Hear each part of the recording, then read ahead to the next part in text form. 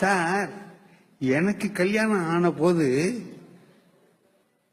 எங்க மாமியார நான் பார்த்தே இல்லை சார். கதவுக்கு பின்னாடி கதவுக்கு பின்னால இருந்துகிட்டு நான் ஊருக்கு போறேன் அப்படின்னு கதவு கிட்ட தான் சொல்லுவேன்.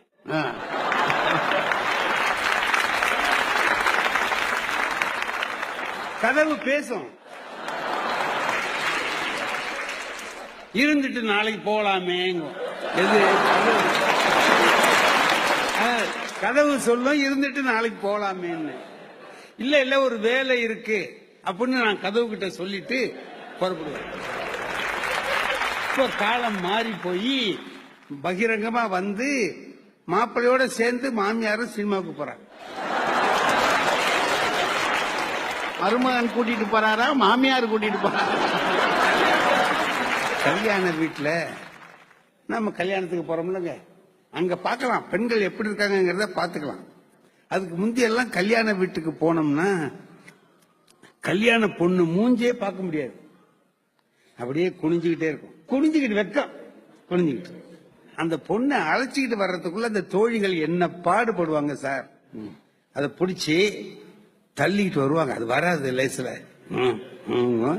இப்படி மெதுவா தள்ளிக்கிட்டு கொஞ்சம் கொஞ்சமா தள்ளி கொண்டு வருவாங்க. இந்த காளையை கொண்டு வந்த மாதிரி. அது வந்து வெக்கம் வர்றதுக்கு வெக்கமா இருக்கும், அதுக்கு வராது. இப்ப என்ன பண்ணுதுன்னு கேட்டீங்கன்னா அந்த தோழி பொண்ணுல இது இழுத்துக்கிட்டு வருது. வரும்போதே ஹாய் அப்படிங்கிறது யாரையோ பார்த்து இவன் பயப்படுறான். யார சொல்லுதோ என்ன வந்து உட்கார்ந்தாச்சு சார் மேடையில, மனம் மேடையில. எப்படி குனிஞ்சுக்கிட்டு இருந்த நிலைமையில அப்படி நிமிர்ந்திருக்கு. பையனை பாக்குறேன்,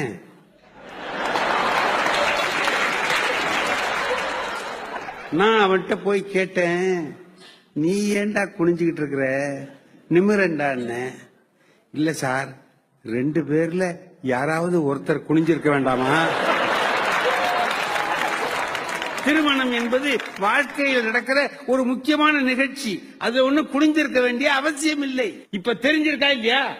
ஆகையினால நாம அந்த நாள்ல ஆண்கள்லாம் என்ன பண்ணோம் அப்படின்னு கேட்டீங்கன்னா, பெண்களை வீட்டுக்குள்ளேயே வச்சிருந்தோம், வெளியில போகாம வச்சிருந்தோம். இப்ப படிக்க ஆரம்பிச்சுட்டாங்க. IASல முதல் 5 இடத்தை பெண்கள் தானே பிடிச்சிருக்காங்க. பிடிச்சிட்டுங்க, நமக்கு சந்தோஷமா இருக்கு. பையன் அந்த சுதந்திரத்தை அனுபவிச்சிருந்தானா என்ன பண்ணிருப்பான்? அதுல ஒருத்தர் 2 பேரும் பையன் இருப்பானுங்களா இல்லையா? எல்லாம் பின்னால இருந்து போங்கம்மா. இப்ப பொண்ணு பாக்குறோம்ல, பையனுக்கு பொண்ணு பாக்குறோம்ல, பொண்ணு கிடைக்குதா பாருங்க.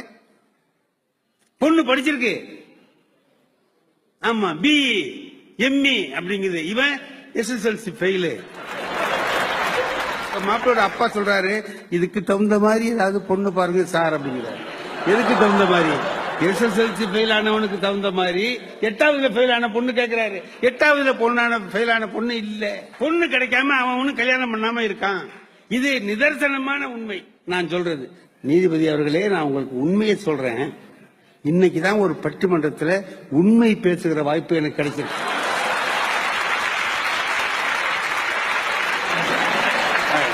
நான் இவ்வளவு நாளும் பட்டிமன்றத்தில் எனக்கு பிடிக்காத கட்சி கிடைக்கும், அதை ஆதரிச்சு பேசணுமேங்கிறதுக்காக எதையாவது பேசுவேன்.